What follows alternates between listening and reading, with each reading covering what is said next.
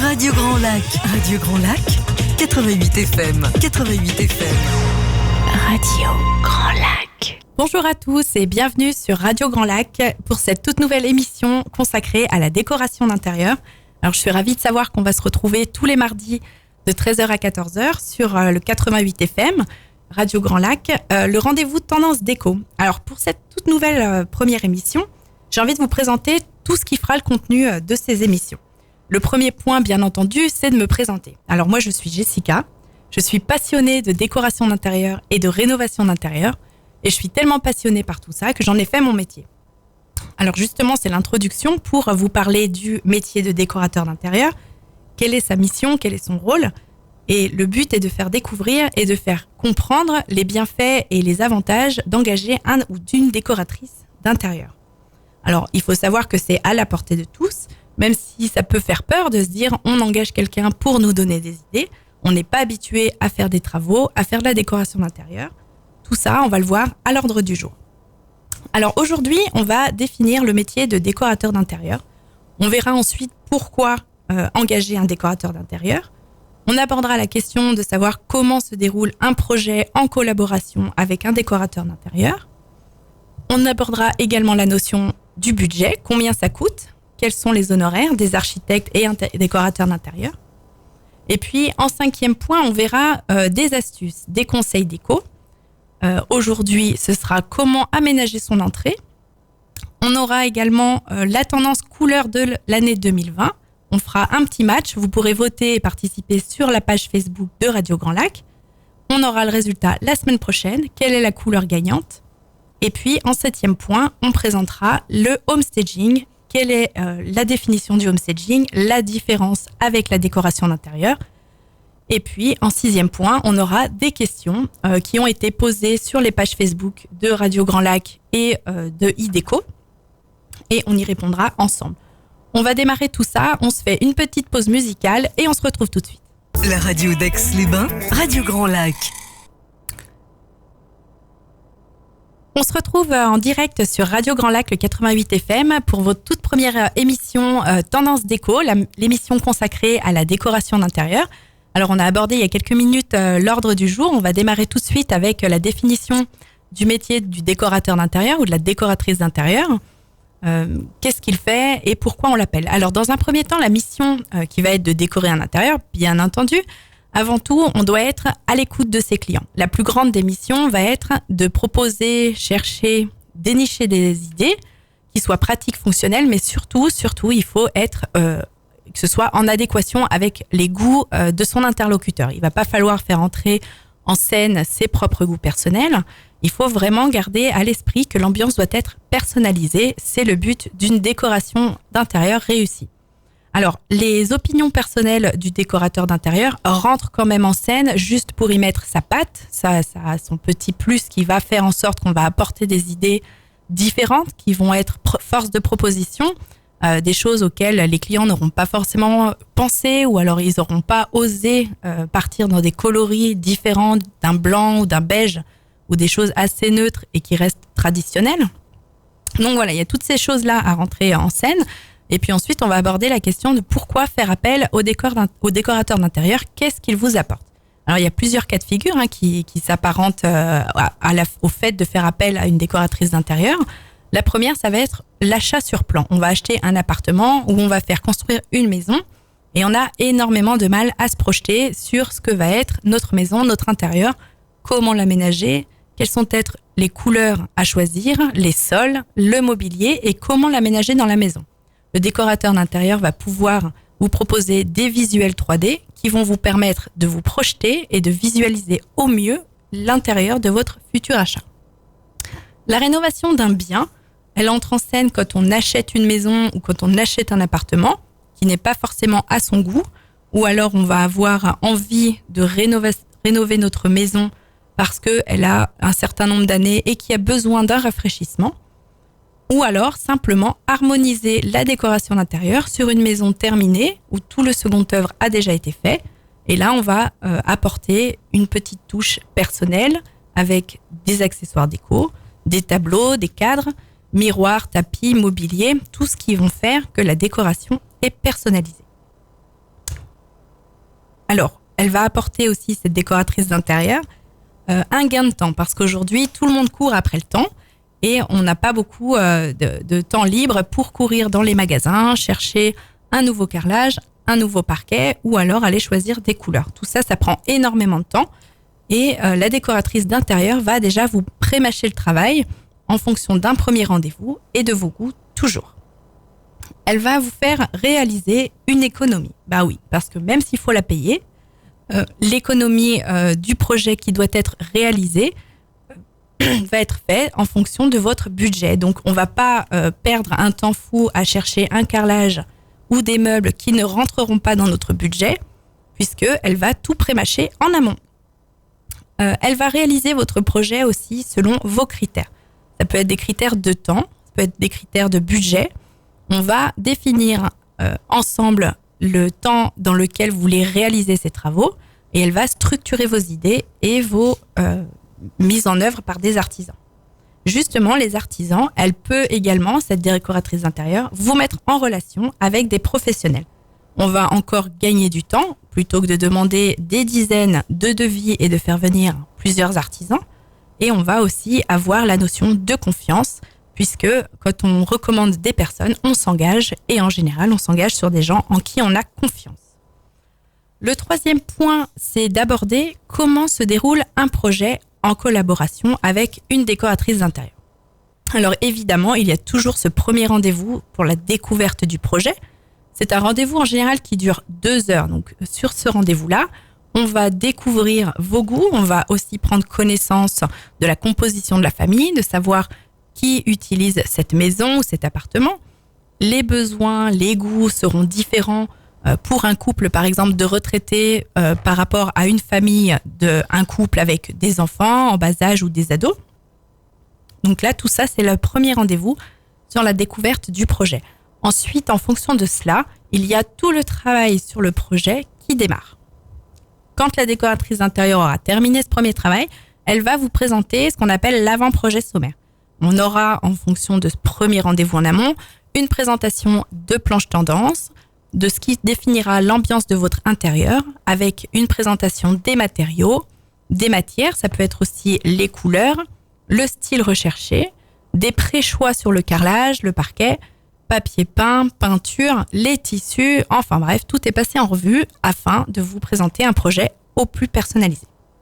Une fois qu'on aura validé tout ça, on va retravailler sur des visuels 3D dans lesquels on retransmet tous les choix présélectionnés. Vous pourrez ensuite voir votre future maison, votre futur appartement. Une fois que les visuels soient terminés, on a la deuxième présentation du projet avec des échantillons en vrai pour toucher, pour voir sur place le potentiel, le rendu final. Et puis, on va échanger et travailler sur les choix définitifs ou non. Au cas où on ne s'arrête pas sur des choix tout de suite, on recommence et jusqu'à ce que vos choix soient validés. Une fois que les choix soient validés, on demande des devis aux artisans, on fait des devis de mobilier et tout ça toujours en fonction de votre budget. Une fois que le projet est terminé, il n'y a plus qu'à faire travailler et puis voilà. Alors, les notions de budget, justement, ça nous amène au point d'après. Combien coûte un décorateur d'intérieur ? Alors, ça dépend, bien entendu, de votre projet. Ça va dépendre si vous voulez rénover en totalité votre bien ou en partie. Il y a des personnes qui veulent uniquement refaire la salle de bain ou la cuisine, qui veulent redécorer uniquement le salon. Et là, tout dépend de prestataires que vous faites intervenir. Alors, moi, je travaille au forfait, d'autres travaillent au mètre carré. L'idée est d'avoir une notion de gagnant-gagnant. Tout le monde trouve son compte dans ce projet qui doit être mené à terme. Alors, il y a un 5e point à aborder, c'est la notion de de la rénovation. Alors, sur une rénovation de salle de bain, on va simplement prendre en compte vos souhaits. Est-ce qu'on veut, par exemple, enlever une baignoire pour mettre une douche? On va refaire une découverte projet et ensuite, dans l'idéal, au lieu de travailler uniquement à votre domicile, on va se déplacer dans des magasins, dans des salles d'expo. On va s'imprégner des ambiances et des tendances, je dirais, pour faire votre salle de bain au plus juste et surtout au plus fonctionnel. Alors, tout de suite après, on va regarder en compétition la semaine les 2 couleurs. On va faire un match de couleurs pour les tendances 2020. On se retrouve tout de suite après une pause musicale. Du Mont du Chat au terme d'Aix-les-Bains, Radio Grand Lac.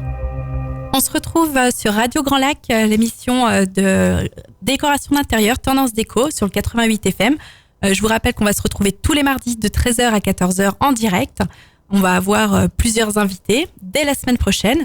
Et là, tout de suite, aujourd'hui, on définissait ensemble le rôle d'un décorateur d'intérieur, quelle était sa mission, pourquoi on allait faire appel à une décoratrice d'intérieur ou un architecte d'intérieur. On parlait juste à l'instant des déroulements des projets déco. Alors, comment on fait pour appeler un décorateur d'intérieur? À quoi il va nous servir? On expliquait justement le déroulé d'une présentation d'un futur projet. On allait également parler tout de suite des tendances couleurs de l'année 2020. Alors, juste avant, on a évoqué les tendances. L'année dernière, on a énormément travaillé sur des projets au style industriel. On a eu des sujets aussi autour du style scandinave. Alors, les tendances étaient bien là, elles étaient marquées dans les magazines, elles étaient marquées sur les émissions de télé et les émissions de radio. Aujourd'hui, la tendance, elle se dirige plutôt vers des styles industriels marqués d'art déco. On va avoir aussi une grande tendance pour tous les intérieurs aux tendances ethniques. Alors, on verra que les deux couleurs en compétition cette semaine vont justement s'inspirer des deux tendances. Alors, on rappelle aussi le style industriel parce qu'il était tendance depuis quelques temps, il l'est encore. Le style industriel, il est codé par des matériaux bruts. C'est issu, bien entendu, des usines désaffectées en provenance de New York. Alors, qu'est-ce qu'on retrouvait dans des usines désaffectées? Beaucoup de métal, du bois, des choses fonctionnelles, solides. Et tout ça, on leur retranscrit dans des appartements, dans des maisons. Et le top, c'est sûr, c'est d'avoir un loft à rénover. Et là, le style industriel s'y prête vraiment. On va retrouver aussi un style scandinave qui était très tendance et qui l'est encore. Alors là, on est complètement à l'opposé du style industriel. On a plutôt des couleurs claires. On a des bois bruts, mais des bois clairs également. On va retrouver des couleurs pastel, mais une majorité de blanc et de l'épuré pour un style scandinave. Alors, on arrive tout de suite à la nouvelle tendance avec en compétition cette semaine. Vous allez pouvoir voter sur la page Facebook de Radio Grand Lac et sur ma page iDéco. On aura les résultats la semaine prochaine de la couleur gagnante. On va avoir d'un côté des tendances et des couleurs froides avec le classique blue, puisque c'est une tendance 2020. Alors, le classique blue, on peut le définir par un bleu profond, un bleu assez soutenu. Et puis, il va se marier énormément avec une tendance toujours industrielle, avec une tendance art déco. On va pouvoir l'associer à des aspects marbre ou à du marbre. Alors, aspect marbre, quand je dis aspect marbre, ça peut être du carrelage imitation marbre ou des faïences imitation marbre. Et puis, de l'autre côté, on va avoir des tendances un peu plus chaudes avec un mélange de camel et de noir. Alors, dans un intérieur, on peut contraster ces deux couleurs-là. On va avoir un intérieur qui va être un peu plus sombre, plus intimiste, plus chaleureuse.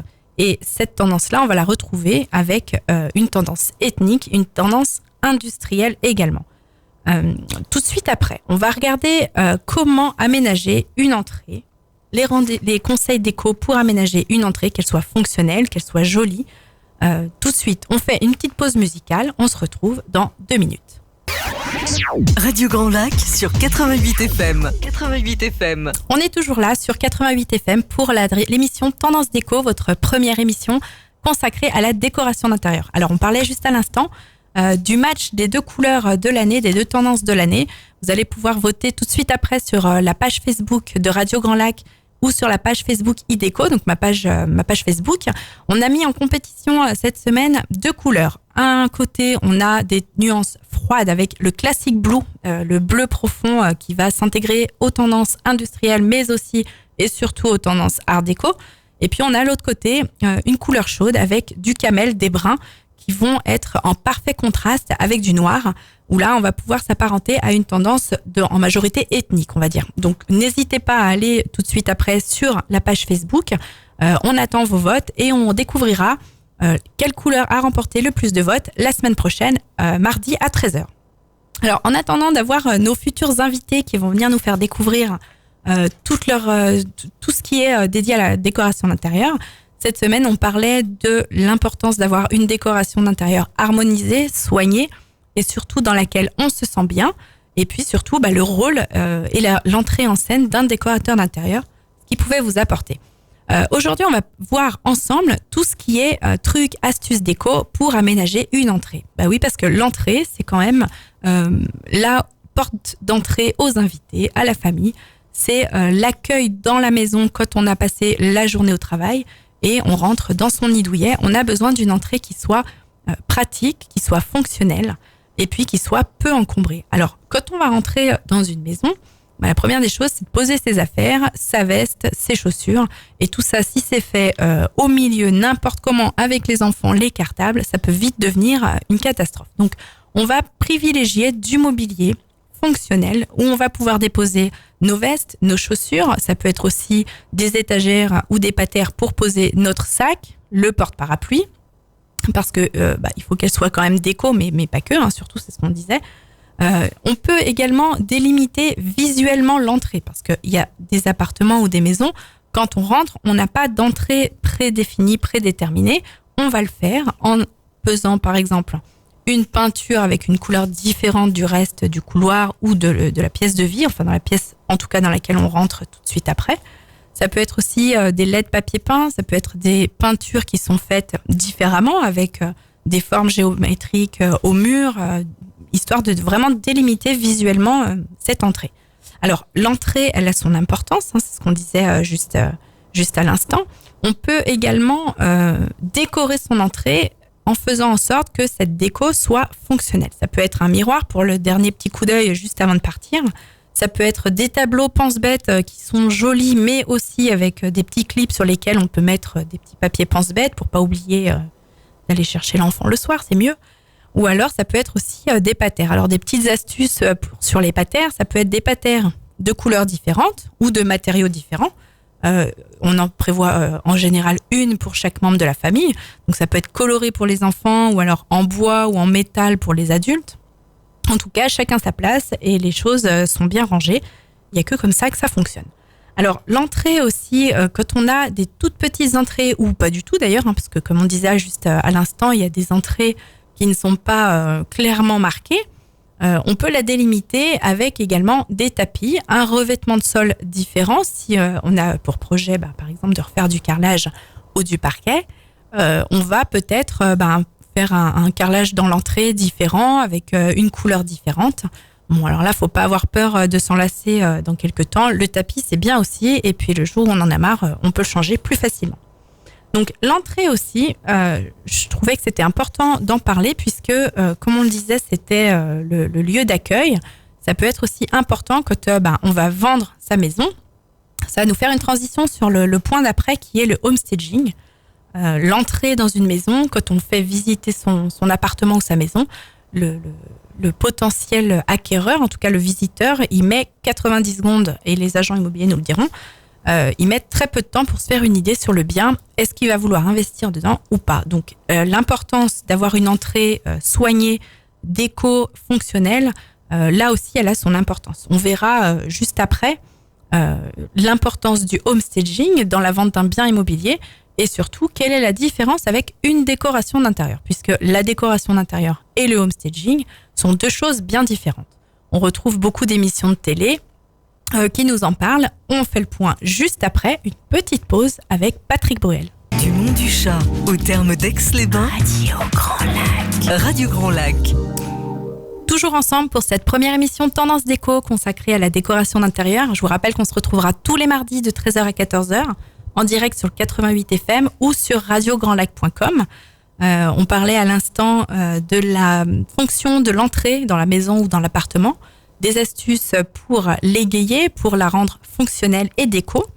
On parlait également de savoir quel était le rôle d'une décoratrice d'intérieur ou d'une architecte ou d'un décorateur d'intérieur. Il faut redéfinir aussi plusieurs questions à se poser avant d'engager ou en tout cas pour faire le meilleur choix possible. On parlera juste après du homestaging et la différence avec la décoration d'intérieur. Tout de suite, je vous donne les trucs et astuces des questions à se poser ou en tout cas des questions qui me sont souvent posées pour faire en sorte qu'une collaboration avec une décoratrice d'intérieur se passe au mieux. Alors avant tout, il va falloir définir quelle est ma demande. Donc définissez de façon claire ce que vous attendez de votre décorateur d'intérieur, pourquoi vous allez l'engager et pourquoi vous avez besoin d'aide. Donc est-ce que ça peut être des conseils déco simplement, ou repenser en totalité la pièce.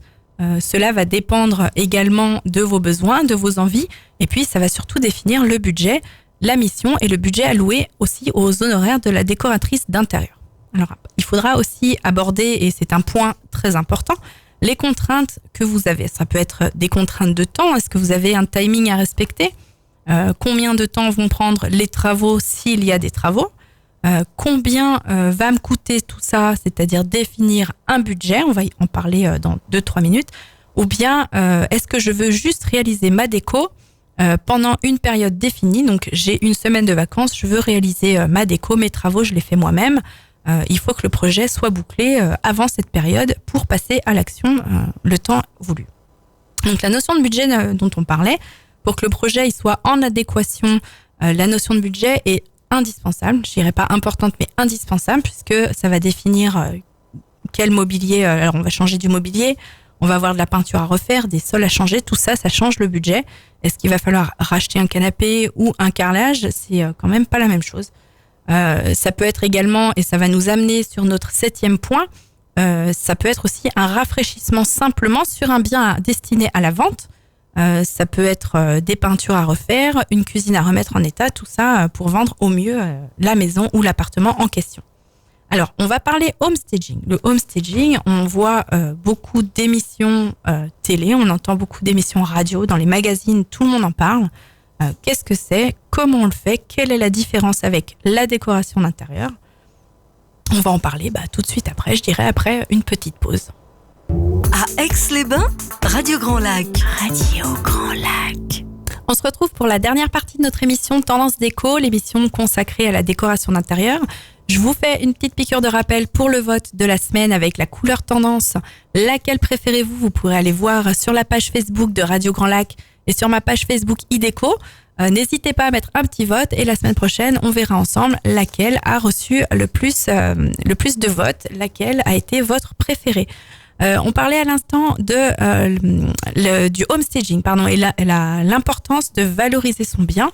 Le homestaging, qu'est-ce que c'est ? En fait, on va harmoniser son intérieur de façon à le valoriser, à le mettre en scène aussi, on peut traduire ça comme ça, pour mieux le vendre, pour le vendre plus vite, et puis pour que les gens qui vont le visiter aient une super bonne impression de votre maison, de votre appartement. Et puis le but c'est de le vendre et qu'ils vous fassent une offre. Alors comment on fait, et surtout quelle est la différence avec la décoration d'intérieur ? On a vu jusqu'à maintenant que la décoration d'intérieur, c'était beaucoup en fonction de vos goûts, que ce soit personnalisé, et c'est le rôle de la décoratrice d'intérieur de vous faire un intérieur personnalisé. Le homestaging, c'est complètement l'inverse. Il va falloir dépersonnaliser, il va falloir faire en sorte que ça plaise au plus grand nombre, il va falloir enlever les photos de famille du frigo, il va falloir enlever le orange fluo du mur. Il y a plusieurs règles à respecter, ça peut être aussi, déjà la première évidemment c'est de ranger la maison, de ranger l'appartement, on enlève la pile de linge dans la buanderie, on fait en sorte que ce soit aéré, épuré, et puis on va essayer de refaire des murs avec des tons neutres, ça peut être des gris, mais ça peut être aussi des bruns pour avoir une impression plus chaude. On parlera aussi 2 minutes de l'importance des couleurs. Et puis, il va falloir aussi mettre toutes les chances de son côté. Donc, ça peut être repeindre un papier peint, ça peut être carrément même le changer, c'est mieux. La difficulté, c'est de se dire quel budget on alloue à cette partie de rénovation, de rafraîchissement pour notre maison, parce que c'est encore difficile de se dire, on va investir de l'argent dans une maison qu'on veut vendre ou dans un appartement qu'on veut vendre. Donc, la part de budget, on entend souvent que c'est 1% du prix de vente de la maison. On peut quand même descendre ce pourcentage, parce que 1% sur une maison à 300 000 euros, ça fait quand même un sacré budget. Et on peut finalement essayer, avec quelques trucs et astuces, de valoriser son bien et de le rendre plus présentable, en tout cas, avec un budget qui est beaucoup plus restreint, on va dire. Alors 90 secondes, c'est ce que je disais, c'est 90 secondes qui suffisent aux personnes qui visitent votre bien à se faire une idée, d'où l'importance de soigner son entrée, on en parlait il y a quelques instants, comment faire une entrée fonctionnelle, aménager son entrée pour qu'elle soit déco, mais pas que. On parlait de l'importance de délimiter cette entrée. Quand on n'en a pas, c'est pas forcément évident. On peut le faire avec des peintures différentes sur les papiers peints, sur les murs, pardon. On peut mettre du papier peint, on peut mettre des tapis, on peut mettre des tableaux, on peut mettre des miroirs histoire de l'agrandir. Donc, j'avais on me posait la question de savoir comment faire pour rendre plus lumineuse une entrée qui est sans fenêtre, qui peut être un peu sombre. L'idée d'agrandir visuellement, forcément, on va s'orienter sur des couleurs froides qui vont visuellement agrandir les espaces, plutôt que des couleurs chaudes qui vont rendre les espaces plus intimistes et donc plus petits. Donc, on agrandit son entrée avec des couleurs froides. On peut faire des jeux de miroirs aussi. Ça peut faire un petit clin d'œil à toute la partie feng shui qui sommeille dans la décoration d'intérieur. On aura peut-être l'occasion d'avoir une invitée qui nous parlera de tout ça. Voilà. En attendant, donc pour définir le home staging, c'est l'opposé, je dirais. C'est pas du tout le petit frère ou la petite sœur de la décoration d'intérieur. C'est plutôt son opposé. On va dépersonnaliser son intérieur, sa décoration. On enlève tout ça et on fait en sorte que tout le monde puisse se projeter dans une maison ou dans un bien qui est à la vente. Alors, des agents immobiliers qui font appel à des décorateurs d'intérieur, architectes d'intérieur qui proposent des prestations de home staging, on peut effectivement le faire en vrai, c'est quand même mieux. Après, sur des biens à la vente qui sont vides, souvent, moi, je propose des home staging, ce qu'on appelle virtuels, avec des projections 3D, avec des photos en photoréalité, en haute définition. Donc, ça permet, parce qu'on se dit souvent, sur un bien vide, on va pouvoir mieux se projeter, mais c'est pas du tout vrai, pas du tout même.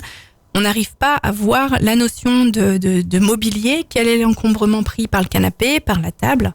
Et souvent, le fait d'avoir une projection 3D, on se rend mieux compte de comment on va pouvoir aménager cette maison qu'on pourrait acheter, comment on pourrait la décorer, quel est le potentiel. Et l'avantage aussi avec une projection 3D, c'est qu'on va pouvoir changer la couleur du mur d'un simple clic. Et ça, c'est un sacré atout quand même. Donc, voilà pour la partie home staging. Je vous rappelle que c'est complètement l'opposé de la décoration d'intérieur. On va d'ailleurs faire une toute petite transition sur l'invité de la semaine prochaine qui nous parlera home staging et l'importance justement de la décoration d'intérieur dans les biens qu'elle vend, puisqu'il s'agit de Laetitia Deville de chez IAD France. On l'aura la semaine prochaine, mardi de 13h à 14h. On se fait une toute dernière pause musicale et un petit récap sur l'émission du jour. À tout de suite. Radio Grand Lac, Radio Grand Lac, Grand Lac.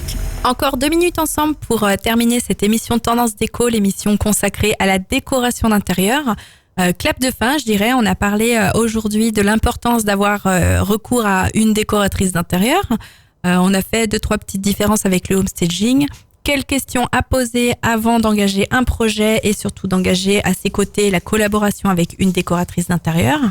Je vous rappelle également que vous allez pouvoir voter avec les couleurs tendance de l'année. Laquelle préférez-vous ? Vous retrouverez tout de suite après l'émission les 2 couleurs en compétition cette semaine. On aura le classique blue d'un côté, on aura le camel contrasté avec du noir de l'autre.